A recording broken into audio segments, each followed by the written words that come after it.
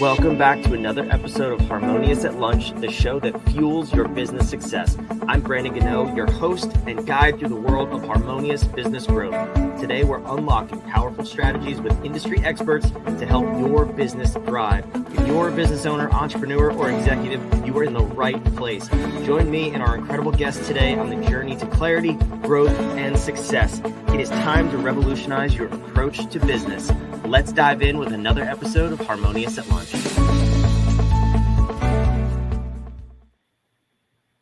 Welcome back into some more bite-sized business advice. In today's episode, we're talking about parenting and entrepreneurship and how you could and can and should do both very well at the same time. I have a very special guest with me, and I'm excited to talk about this topic. It's personally something I don't hear enough about, so I'm excited to dive in. Dan Peterson, welcome to the show, and thank you for being here. How are you? I am wonderful, Brandon. Thank you for having me. I appreciate it. Yeah, this is, we were talking about when we first met, what we should center this episode around. This topic came up, and I'm curious. I already said I don't hear about it enough. You hear about this talked a lot in the business circles you're in? Not really. I think that it's a underserved topic when it comes to podcasts and just discussions in general, whether it's online or in quote unquote real life. That's why I like to talk about it. Besides the fact that I'm an entrepreneur and a parent, it goes hand in hand, but no, it's not something that I feel like a lot of people do a good job of talking about. Yeah. It'd be kind of funny if you weren't a parent and talking about this topic. I wouldn't have a leg to stand on, would I? Right. What I'm talking about. Here's how you should parent your kids. Right. I won't have. No, but I have kids as well. I have 3 young kids. You have kids. I'm really excited to dive in here. What's your journey of being an entrepreneur and a father at the same time? First of all, how long has it been, and what has that looked like for you? Well, so if I kind of go back to the beginning of my workforce career, whatever you want to call it, like when I was 14, from that point on, I've kind of had that entrepreneurial bug in me, just because my parents, grandparents, aunts, uncles, cousins, they're all pretty much entrepreneurs. And even when I was younger, 14 through roughly like 20, I pretty much managed the yard portion of a lumberyard building center, at least for the second half of that 14 to 20-year-old age. So that was my first foray into management. And then that led to other management, which led to eventually ownership in a different company. And I had a few offices, a few sales offices scattered from Chicago down to Houston. And then that was right before I started FlipSwitch 12 and almost 13 years ago now. So I've had the entrepreneurial bug from the time I was a kid. I mean, I used to go door to door selling like paper clips and rocks and stuff when I was 5 or 6 years old, So I guess going way back, but now my kids are, as of the time we're chatting here, 15, 13, and 6. I have 3 daughters. Heaven help me. But they, I started the company just after my first was born. So they've almost grown up together. The business and my oldest are almost the same age. So I've been doing both for roughly the same amount of time. And I feel like that gives me an interesting, maybe not an interesting perspective, but definitely a perspective on how the two go hand in hand, especially as you add children along the way. Yeah. I'm curious, which one do you like better, the business or your daughter? I'm kidding. You can't answer that question. Please don't answer that question. I'll hit mute and answer it. No, I'm kidding. No, but I had a very similar experience with my oldest. And, for me, it was when you first have a kid, it's a very unique experience. By the time you get to your 3rd kid, that thing's born with bubble wrap. I'm just convinced. Like they bounce off everything, and it is what it is. But the first one, and to have a business at the same time, that closely mirrored my story. What was that journey like for you? Kind of balancing okay, I'm a dad, but I'm also a business owner. I'm employing other people. Like those are 2 very highly stressful journeys, and you're new at both of them. Yeah. At the time, I didn't think anything about it, really. It just was life, right? So I was just doing it, and I have a great wife. We've been fortunate for her to be a stay-at-home mom up until just the last couple of years. I mean, and that was because the only reason really she's working now is because we have older kids that can help watch the youngest one. And she wants to. I mean, she's very fortunate to have a job that is in the actual, pretty close to the actual degree she graduated with years ago. So, which is rare in and of itself.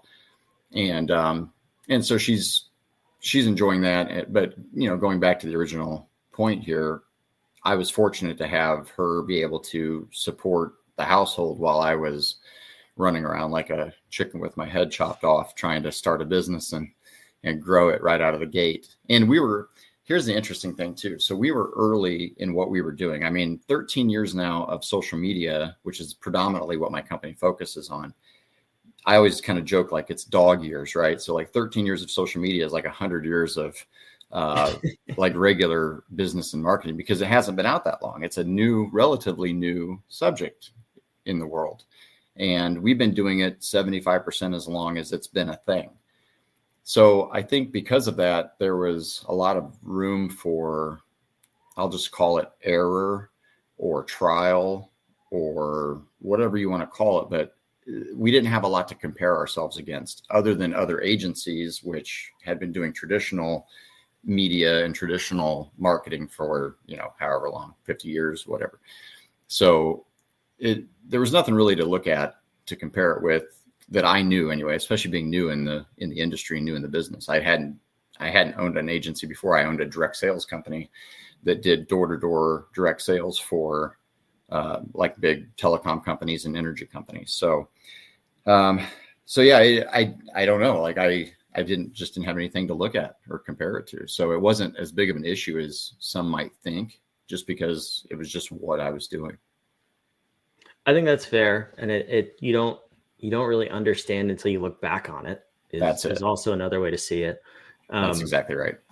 As far as though, growing your company and then expanding your family over time, how did you continue to prioritize the family time and pouring into your daughters to make sure that they grow up with a present parent? Because I know I've seen that a number of times. I know I fell into that trap early in my parenting journey, and I've seen others do it and never come out of it.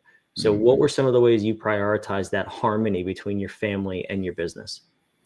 Well, it's a great question. I didn't in the beginning. I wasn't good at it. I mean, I would argue we're always our own worst critics, right? I would argue I'm still not great at it.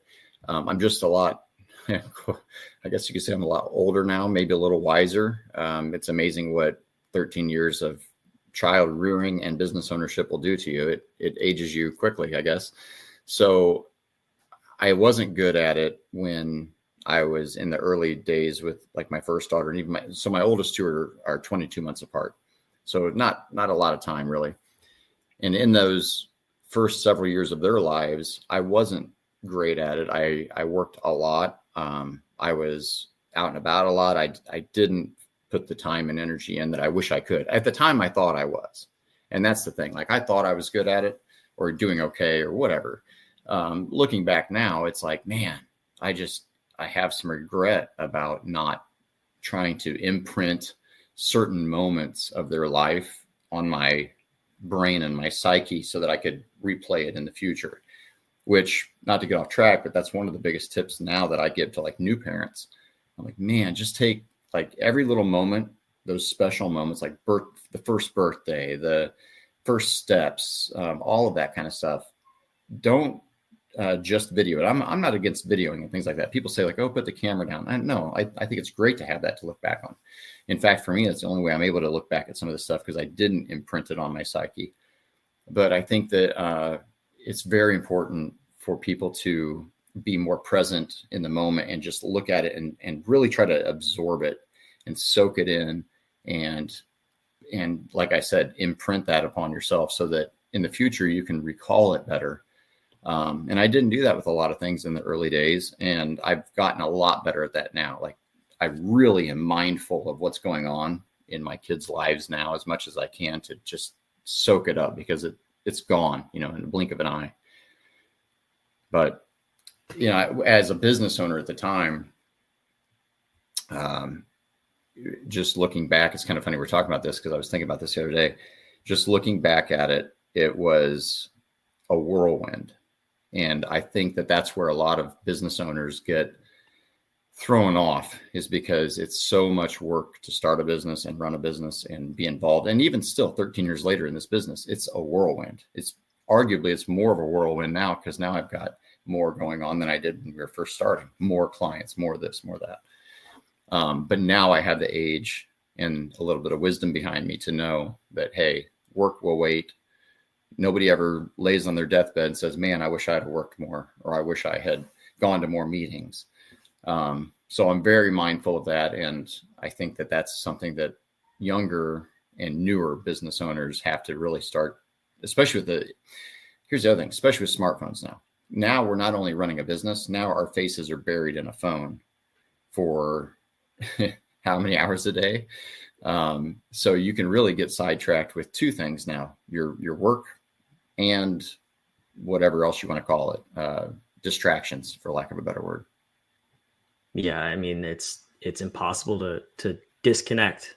I think that's an overused term, but really, like my phone is, I'm looking at it right here. I can always see it. It's within arm's distance, 24 hours a day. That's it's really, really hard to mentally check out of that. I'm curious though, because you said, for your first two daughters, you do have some regrets about not imprinting those moments.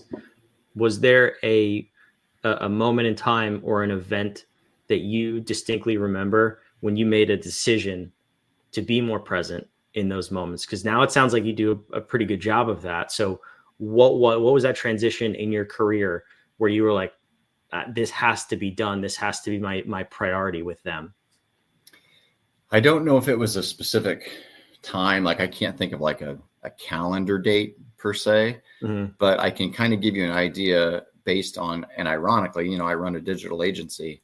Ironically, it was when I realized, by looking back at social media memories, like Facebook brings up memories, and my wife will tell you, I have a very hard time to this day looking at those memories of things that we were recording all those years ago and posting or whatever. It makes me sad. And I don't deal with like aging and death and things like that very well. It's just not, some people are like, oh, whatever, it's just part of life. And I don't, that's not how I am. I'm very, I get kind of sad about the speed of which life progresses and how all of a sudden my kids are, they were 1 and now they're 13 or now they're 15. And my youngest is 6. Like, it feels like she was born yesterday. But I've been much more mindful in that 6 years than I was in the first 6 years of my other two, because of what we just talked about, the age and wisdom that comes with that. But it wasn't a specific time on the calendar or anything like that. It was more of a thought process that came, again, ironically, as a social media manager, it came from social media. It came because those moments pop up and it's like, oh man, I don't even hardly remember that. Like, thanks Facebook, because my brain forgot, but it's there eternal online. So it's hard though. And I say it like, it's not even a good thing. I almost don't enjoy the memories. Like, I don't enjoy seeing them. I mean, on memories on Facebook, on that part of the app. For me, it's more painful than it is joyful. My wife looks back and she's like, oh, look at this, it's so cute. And she shows me and I'm like, man, I can't even watch it, because to me, it just brings up a time when I wasn't as mentally present as I wish I had been. So to me, it's a torturous moment. But for my wife, it's a joyous moment. And I hope someday that I can look back at it and be like, and give myself a little grace and give myself some forgiveness there, because, we're all doing the best we can at the time. But man, looking back, it's like, what was I doing? Just could have done a lot better. So, but woulda, coulda, shoulda. You can't change the past. You can only do what you can moving forward. So, yeah, unfortunately, that's the takeaway. That's the message. It is what it is. At least you learn from it. And I have to say, I mean, I appreciate your vulnerability. I did not think we were going to go this direction with this interview. But I know for sure it definitely helped somebody, because I had a similar story, and I heard somebody's message that really prompted that shift in my own life and parenting. That was like, business is can come and go, and it's easy. Money, same thing. Right. Kids and the relationships you build with them are forever. And you really only get those 15 to 18 years to make them want to continue that relationship. Just because you have kids doesn't mean you're going to know them forever. They may choose to walk away if you don't treat them the right way. So it's really, really important to be there, be present, and be the mother or the father that they need from you. So I appreciate it, Dan. Thank you. Well, yeah, you're welcome. And I hope that people listening can actually take away kind of, especially if you're younger, like if you're in your 20s or 30s and you're starting a family, don't make the mistakes that I made of starting a business. If you're an entrepreneur and you're starting a business, or even if you're just an executive of some kind, or really, I guess any employee technically, you could easily just dive into your work and forget about some of the more important things in life. And I just hope that people can listen to that and take something away from it. But I definitely want to say as well that it's important for people to give themselves that level of grace to a certain degree. You know what I mean? Like, don't beat yourself up. Even if you went 20 years of hardly paying attention, I mean, you did what you did, and you probably did it from a point of love for your family. I think most people do it because they're trying to provide. And I would argue, I'll probably get in trouble for this in this day and age, but I'd argue that men have an extra layer of feeling that they need to provide, just because it's kind of a genetic DNA kind of hunt, kill, get the deer, get the food, so I feel like there's an extra layer on us, and we're not as vocal about it as men. That's been pretty much proven. We don't do the mental wellness checks that other people might do. So I think it's important to give ourselves grace and to understand that life is, it's short, but we're doing the best we can, and you can't beat yourself up. You can only get back on the horse and try again. So. Amen. I agree. I love it. Now, before I let you go, you mentioned you run a social media agency, and I definitely want to touch on that a little bit. So if someone hears this interview, they want to work with someone who gets it, who has his priorities straight in life, and maybe they could learn a thing or two from. Give me the overview of your agency. What do you do, and who do you work with? Sure. So I started Flip Switch, like I said, it was back in 2012. I started it out of a need for help originally with websites for small businesses. And I come, as I mentioned earlier, I come from that entrepreneurial background. My parents and grandparents, aunts, uncles, cousins owned different businesses. So from retail to service industry. And I grew up in that. And I was there every day to see it. And as I got older, I worked in retail, I worked in customer service, managed restaurants, did different things. And I saw the need when I came out of the other side, like, man, nobody's helping the small guy. It's always the big agencies helping the Coca-Colas of the world, but who's helping the mom and pop coffee shop and flower shop and those types of people. So that's why I started the company. And it was, to this day, it's done out of love for those small business owners. And so what we do is we do full service agency work at a fraction of the cost of the big agencies. And like even here in Chicagoland, we're like a third to a probably 10th in some cases of what other agencies are charging. And we're doing more work for that money than they are, than the more expensive agencies. So you're getting a lot better bang for your buck. And we make our money in bulk instead of just off of a small handful of customers. So two sides to the business, not to make it too much of a commercial here, but we either do the social media for you, or we coach you on how to do it. Or if you have an employee or a team or whatever, and the coaching is taking off in the last year and just blowing up. So, but whether you want it done completely for you or you want to get better at doing it internally, that's what we do. I love it. I appreciate that. And I know if the listeners are anything like me and they feel the same way about social media, go to flipswitchsocialmedia.com and just pay Dan and his team to do it, because social media sucks. And somebody else should do it. You know how I feel. It's hard. Yeah. We don't even love it. That's all we do. It's impossible to keep up with. It changes every minute. So yeah. Thank you for that. Way too complex. But Dan, I can't thank you enough again for your vulnerability, the rawness, and just being willing to share, because I know for sure it helps somebody out there. because it helped me at one point. So thank you for being here. Well, thank you. I appreciate it very much. Wherever you're watching and listening, thank you for being here too. All of the links, the social media links, the website down below in the show notes. So make sure you go grab that, check out Dan and what he's up to. And thank you for being here again. I want to make sure you subscribe. Come back. We put out 5 episodes a week because we're a little bit cuckoo, but we want to help you build a more harmonious business and life with these quick little episodes. So we'll see you on tomorrow's episode of Harmonious at Lunch. Thanks for listening to another episode of the Harmonious at Lunch podcast. Make sure you subscribe on whatever platform you're on, and we want to invite you to join us in the Small Business Success Facebook group, our private group where guests and listeners come together to grow your business. We want impact-driven entrepreneurs who are ready to go to the next level in this group so we can all share ideas, collaborate, and grow our businesses together. Go to whatif.com/group, and we want to invite you to join today. See you on the next episode of Harmonious at Lunch.